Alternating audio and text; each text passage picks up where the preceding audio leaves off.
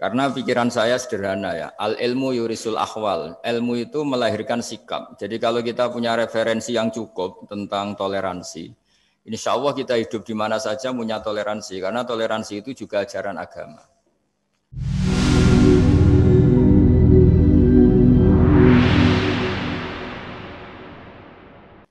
Pernah suatu saat Nabi memuji ada seorang nakal itu diterima tobatnya Allah karena di jalan ketemu anjing, kemudian ngasih minum anjing itu dan Allah mengampuni. Meskipun secara hukum usul fikih tidak bisa digeneralisir. Misalnya kalau minumin anjing 1 surga, kalau 100 tambah surga. Nanti lupa minumin manusia gara-gara kebanyakan minumin anjing gitu. Tapi apapun itu fakta ada cerita di hadis seperti itu.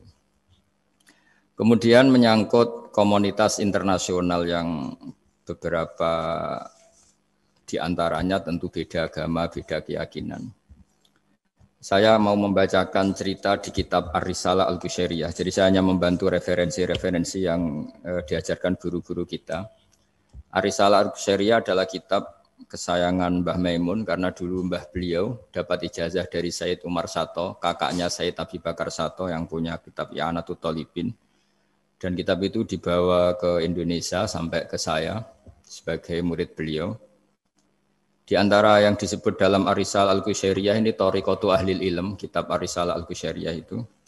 Saya baca nasnya atau ibaratnya atau teksnya. Sami'tu ba'dal ulama yaqulu istadhafa majusiyun Ibrahim al-Khalil alaihi salam faqala bisyarti antuslima. Famarral majusiyu fa'awhallahu ta'ala ilaihi mundu khamsina sanatan nut'imuhu ala kufri. Falau nawaltahu lukmatan min ghairi antu talibahu bitahyiri dini. Famado Ibrahim alaihi salam ala athari hatta adrukahu wa atadharu ilaihi fasalahu anis sabab fadhakara lahu dzalik fa aslamal majusiyu. Jadi suatu saat Nabi Ibrahim itu kan terkenal Abu Duyuf, orang yang mesti menservis tamu-tamu itu. Kita tahu dulu itu tidak ada warung, tidak ada hotel, tidak ada, ya pokoknya tidak ada mall. Sehingga kalau orang pergi itu kelaparan betul. Itu. Buat orang kaya pun kelaparan karena melewati padang pasir itu. Kalau sekarang kan orang mau sowan kiai makan dulu.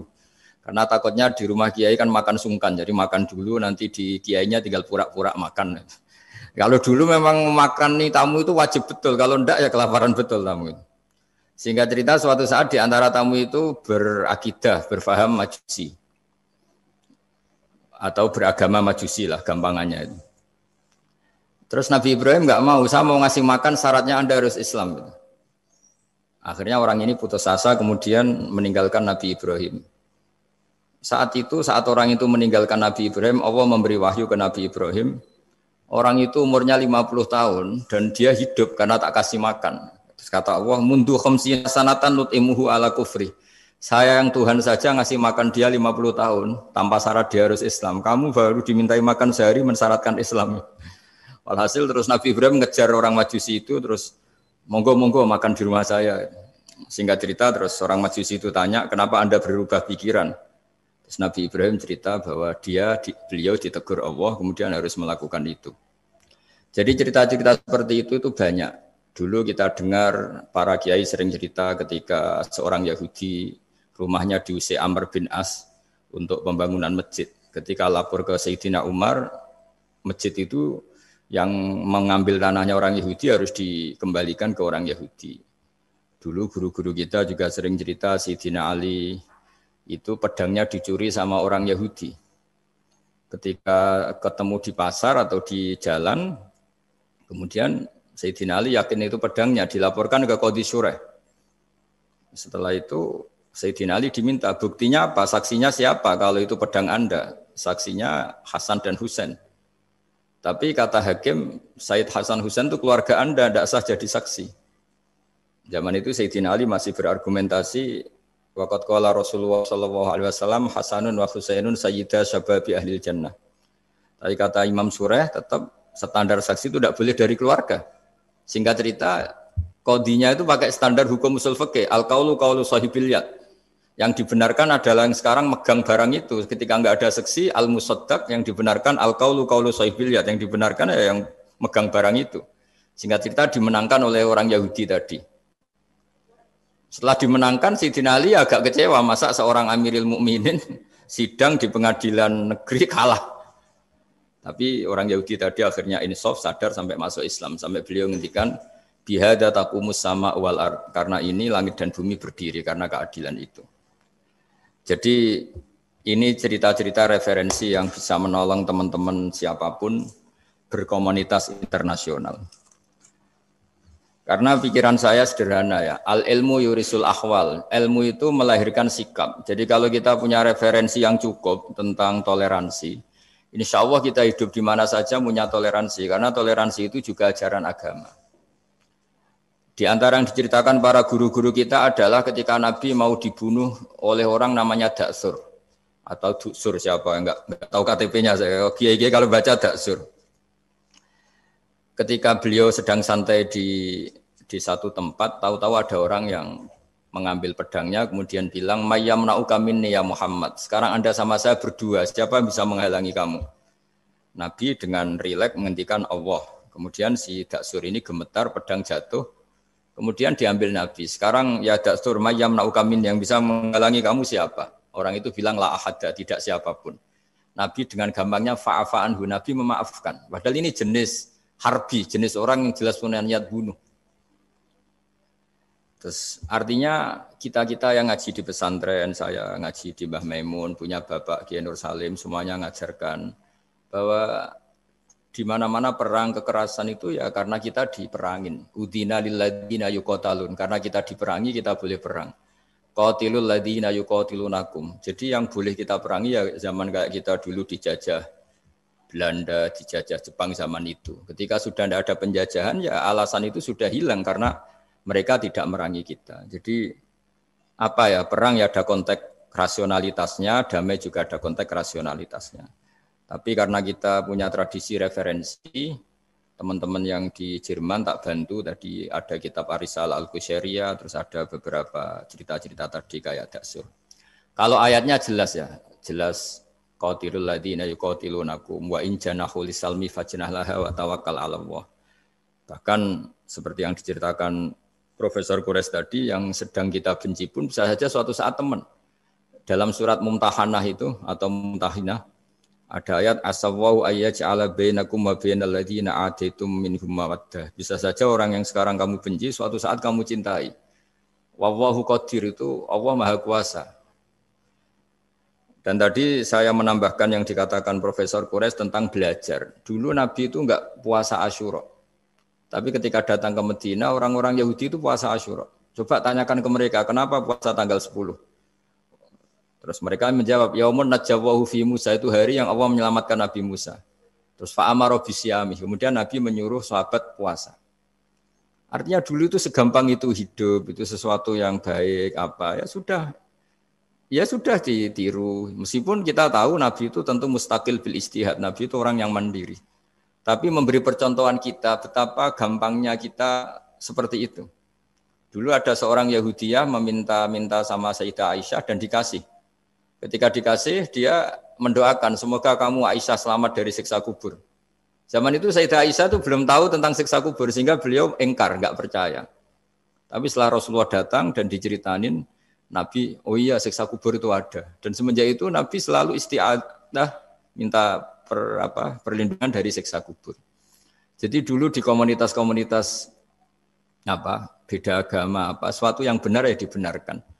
Makanya kaidah umum dalam interaksi antar agama itu la tusaddiquhum wa la tukadzibuhum, ya kamu jangan bilang iya, jangan-jangan enggak, ya jangan bilang tidak, jangan-jangan iya. Jadi aturan ilmunya jelas la tusaddiquhum wa la tukadzibuhum. Ya artinya sesuai referensi ilmu lah kira-kira begitu. Terus yang terakhir, ini saya mohon maaf sama komunitas di Jerman karena saya ini pura-puranya aja sibuk. Karena saya kira ini seberapa jam lagi saya ngajar ini. Nanti kalau saya tidak ngajar di sini yang ngundang agak-agak dosa. Jadi supaya sama-sama tidak dosa ini saya ya nuruti jenengan. Tapi ya karena saya ngajar ini juga yang datang orang macam-macam. Ada yang Kalimantan, Sumatera mau ngaji di sini. Ini seberapa jam lagi saya ngaji Sahih Muslim.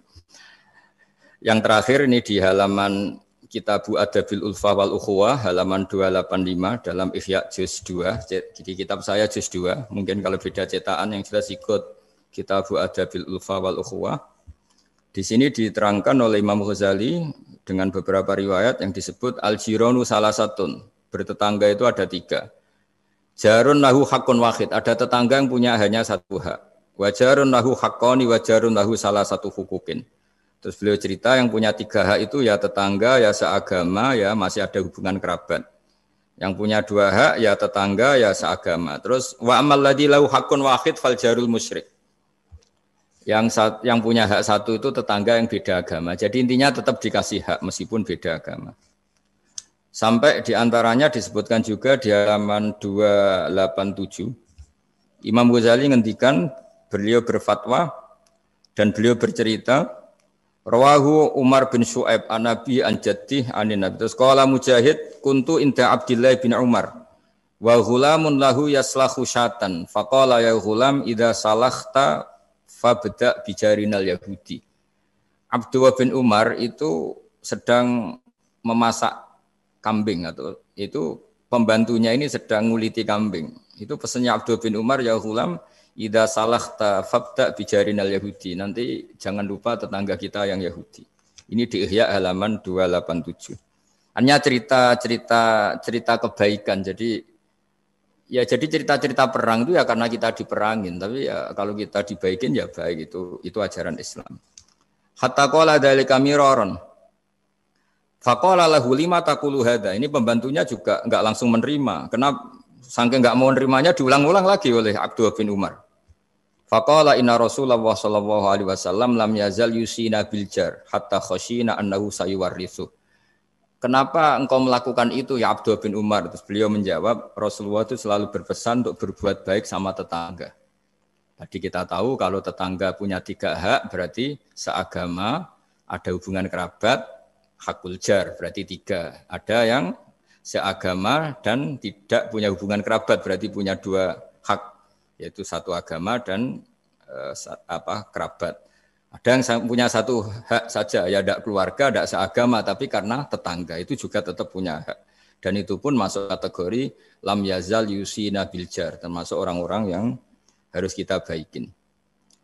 Ya kalau di Qur'annya kayak tadi ya, qatilul ladzina yuqatilunakum, boleh merangi ya yang merangi kita. Udzina lil ladzina yuqatalun, diberi hak merangi ya sama yang merangi kita, bukan yang tidak merangi kita.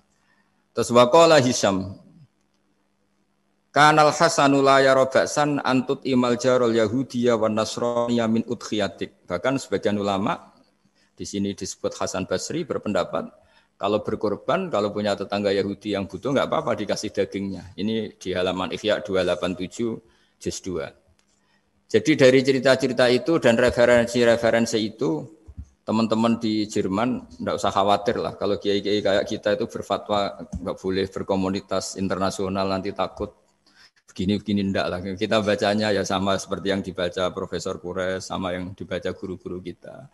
Jadi itu kalau boleh dikatakan sumbangan saya lah bahwa di kita di pesantren itu ajaran-ajarannya juga seperti itu, dan tadi beberapa kita saya sebutkan halamannya supaya bisa dicari, supaya tidak kelihatan hoax, juga tidak bikinan saya gitu, supaya jelas itu. Dan saya mohon maaf karena nggak bisa ngikuti sampai selesai, tapi saya ngapresiasi, semoga jadi syawal yang baik, minal aidin wal faizin.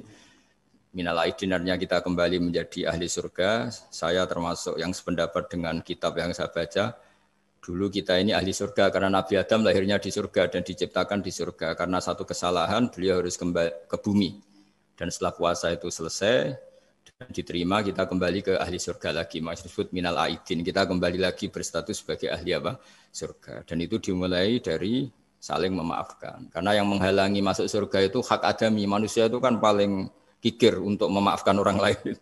Padahal kalau hak adami belum selesai itu Allah tidak mau memaafkan. Makanya syaratnya masuk surga harus kita saling memaafkan.